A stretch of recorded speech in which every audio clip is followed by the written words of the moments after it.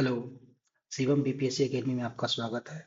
आज हम लोग मॉडर्न हिस्ट्री का एक कंप्लीट समरी करेंगे, जिसमें हम लोग मॉडर्न हिस्ट्री को एक क्रमबद्ध तरीके से देखेंगे। तो सबसे पहले हम लोग यूनिट 1, भारत में यूरोपीय कंपनी का आगमन। तो जो यूरोपियन यूनियन से सबसे पहला जो यूरोपीय कंट्री था वो था पुर्तगाली। उसके बाद थे डच, फिर अंग्रेज, फिर डेनिश, फिर फ्रांसीसी। तो जो पुर्तगाली कंपनी थी वो 1498 में भारत आए थे, और इनकी जो कंपनी थी इनका एस्टेब्लिशमेंट 1498 में हुआ था। और इन्होंने अपनी पहली फैक्ट्री कोचीन केरला में 1503 में लगाई थी।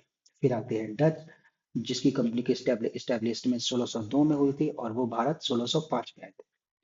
इन्होंने अपनी पहली फैक्ट्री मसूलीपट्टनम में लगाई थी 1605 में। एक्चुअली मसूलीपट्टनम नाम नहीं था, एक्चुअली नाम था मछलीपट्टनम, बट अंग्रेज इसे प्रोनाउंस नहीं कर पाते थे, इसलिए इसका नाम मसूलीपट्टनम वो प्रोनाउंस करते थे।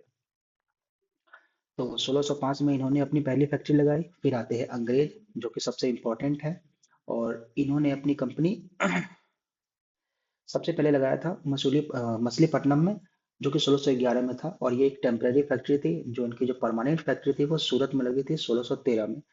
ठीक है। और जो इनकी जो स्टेब्लिशमेंट हुआ था 1600 में हुआ था, और 1608 में ये भारत आ गए थे।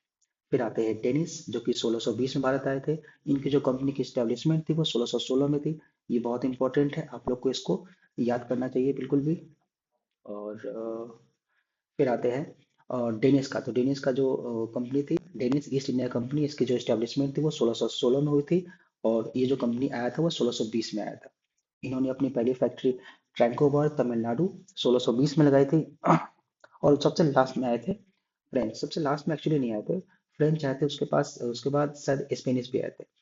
तो जो फ्रेंच आए थे वो 1668 में आए थे।